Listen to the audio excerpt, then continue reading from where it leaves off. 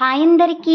ఈరోజు ఆషాఢ మాసంలో third Sunday కదండి. మా ఊరు చెయ్యారు సత్తమ్మ తల్లి చాలా ఫేమస్. సో అమ్మవారికి నైవేద్యం పెట్టడానికి హైదరాబాద్ నుంచి వచ్చేసామండి. ఈరోజు అమ్మవారికి నైవేద్యాలు చెల్లించేసి నాటుకోడిలో స్పెషల్ అయిన నల్లకోడిని అమ్మవారికి సమర్పించాం. నల్లకోడికి వస్తే అమ్మవారికి చాలా హ్యాపీ ఫీల్ అవుతారు. కోరిన కోరికలు వెంటనే తీరిపోతాయి. అసలు గుడి దగ్గరే వండుకుందాం అనుకున్నాం. అసలు వర్షానికి కుదరక ఇంకా కోడిని కోసి నైవేద్యం చెల్లించి వచ్చేసాం.